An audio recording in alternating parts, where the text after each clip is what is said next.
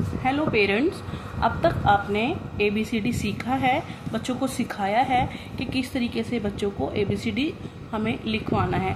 तो standing, sleeping, slanting, curve आपने बनवाए हैं बच्चों को, और बच्चों ने ABCD भी लिखा है, बट वो सीक्वेंसली नहीं लिखा है। अब बच्चों को सीक्वेंस में कैसे सिखाना है वो मैं आपको बताती हूँ कि आपने कैसे बच्चों को प्रैक्टिस करानी है ABCD की सीक्वेंस की।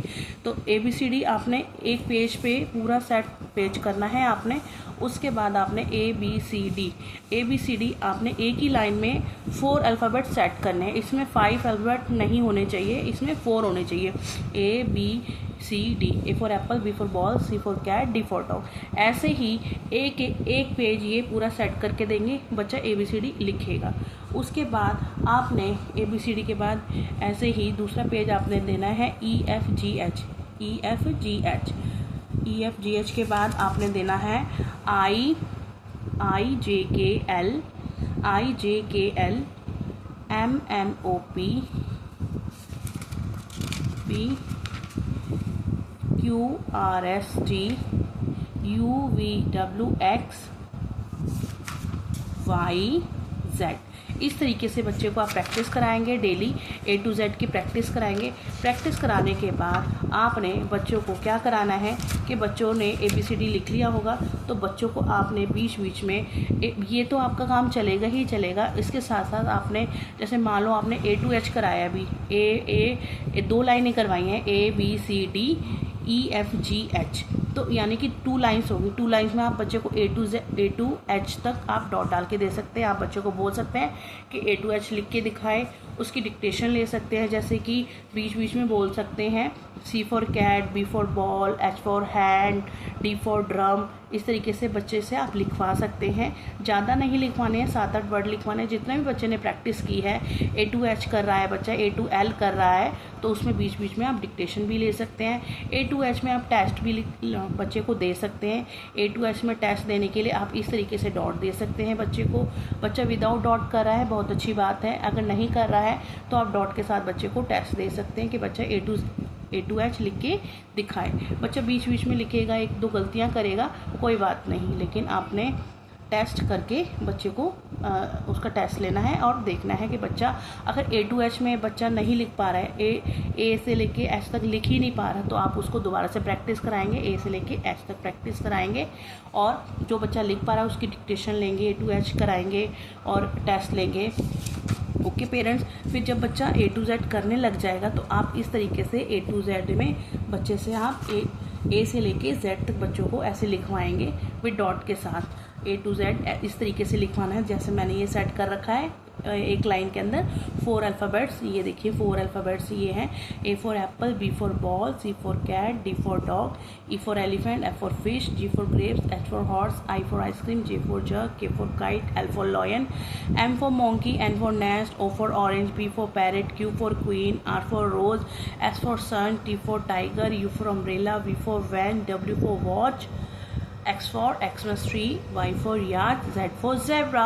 इस तरीके से बच्चे को आप प्रैक्टिस कराएंगे, A to Z की प्रैक्टिस कराएंगे। बच्चा A to Z लिखेगा और फॉर्मेशन के साथ लिखेगा। देखिए जैसे मैंने इस फॉर्मेशन में लिखा है ना, इस तरीके से बच्चा सुंदर सुंदर लिखेगा A to Z।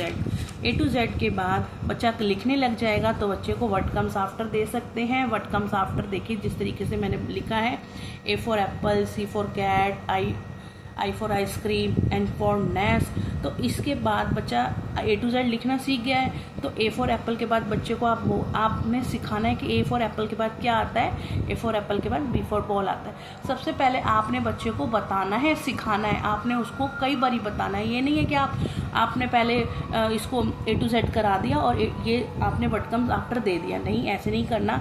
आप पहले इसकी प्रैक्टिस कराएंगे, A to Z के बाद क्या आता है आप खुद बताएंगे। A to Z के बाद बच्चा थोड़ा सोचेगा तो आपने उसकी हेल्प करनी है।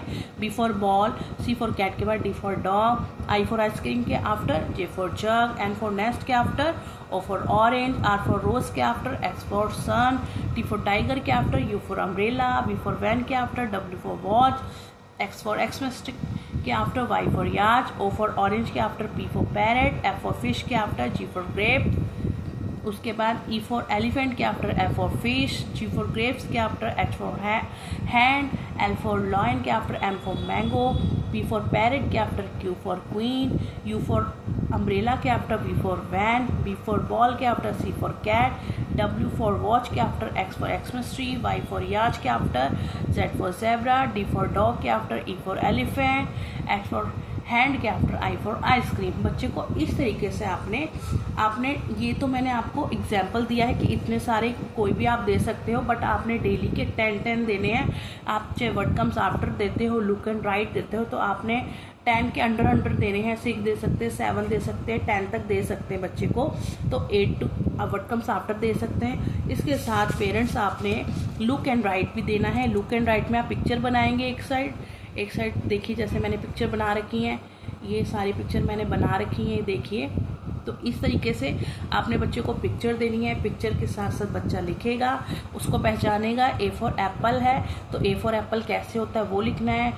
B for ball, E for egg, G for grapes, I for ice cream, C for cap, D for dog, F for fish, H for hand, J for jug. इस तरीके से आप लुक एंड राइट दे सकते हैं। इसको कहते हैं look and right. आप इसमें 5 पिक्चर 6 पिक्चर ऐसे बना के बच्चों को दे सकते हैं। बच्चा पिक्चर भी लिखेगा। तो ये सारी एक्टिविटी आ जाती है, ये सारा सिलेबस आ जाता है LKG में। आप LKG में A to Z कराएंगे। A to Z में आपने जैसे मैंने बताया है पीछे, व्हाट कम्स आफ्टर है, लुक एंड राइट है, तो इस तरीके से आपने बच्चे को कराना है लुक एंड राइट। और भी पिक्चर हैं, देखिए जैसे मैंने और भी बना रखी हैं। K for kite, L for ladder, M for mango, N for nose, O for orange, P for pen, Q for quill, R for red, S for sun, T for tomato, U for umbrella, V for violin. तो इस तरीके से parents आपने look and right देना है बच्चों को कराना है। इस तरीके से बच्चे को आप कराएंगे तो बच्चा कभी नहीं भूलेगा। A to Z proper formation में लिखेगा, सुंदर लिखेगा, नीट एंड क्लीन लिखेगा, और जो भी आप क्वेश्चन पूछेंगे बच्चा झट से जवाब देगा। इसके बाद आप फिलअप्स करा सकते हैं। फिलअप्स में जैसे मैंने A फॉर एप्पल दिया, C फॉर कैट दिया, B फॉर बॉल नहीं दिया, या C फॉर कैट के बाद D फॉर डॉग नहीं दिया, बीच में मैंने अल्फ़ाबेट्स को नहीं दिया है। तो इस तरीके से बच्चा फिल करेगा, A to Z लिखना सीखेगा प्रॉपर फॉर्मेशन में।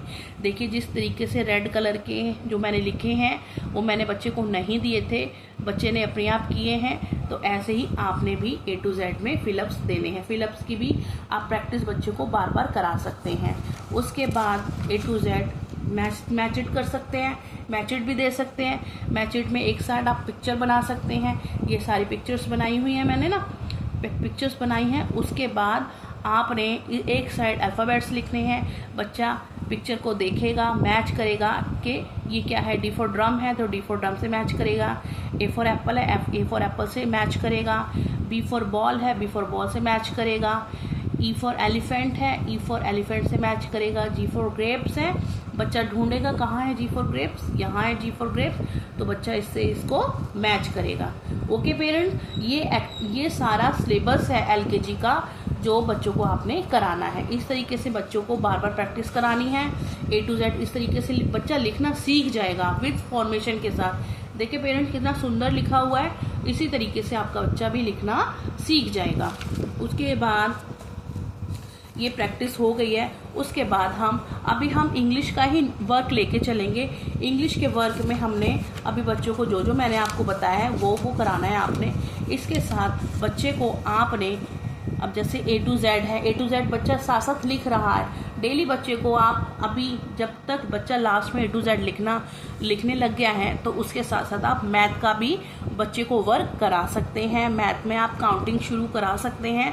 बच्चा A to Z लिख रहा है, उसके साथ हम एक पेज मैथ का भी करा सकते हैं। ध्यान रहे या तो आपने कोई एक्टिविटी करानी है या आपने रिटर्न वर्क कराना है। अगर आप मैथ का 1 करा रहे हैं तो इंग्लिश की एक्टिविटी कराएंगे। अगर आप इंग्लिश का वर्क करा रहे हैं तो मैथ की एक्टिविटी कराएंगे। अभी आप बच्चे के ऊपर बर्डन नहीं डालेंगे। आपने डेली 1 पेज या 2 पेज कराने हैं। एनी सब्जेक्ट, कोई भी आप सब्जेक्ट उठाते हैं, अभी हिंदी नहीं लेना, आप इंग्लिश उठाते हैं, मैथ उठाते हैं, तो आपने दोनों में से 2 पेज करा सकते हैं, दोनों में से 1 पेज करा सकते हैं, दोनों में से 1 पेज एक एक्टिविटी करा सकते हैं। अब इसके बाद मैं मैथ की क्लास लूँगी। मैथ की क्लास में मैं आपको बताऊँगी कि क्या क्या करना है। अब तक आपने बच्चों को A to Z में क्या कराना है, कैसे कराना है, वो आपने सीखा है। ओके पेरेंट्स, आपने बच्चों को इस तरीके से पढ़ाना है।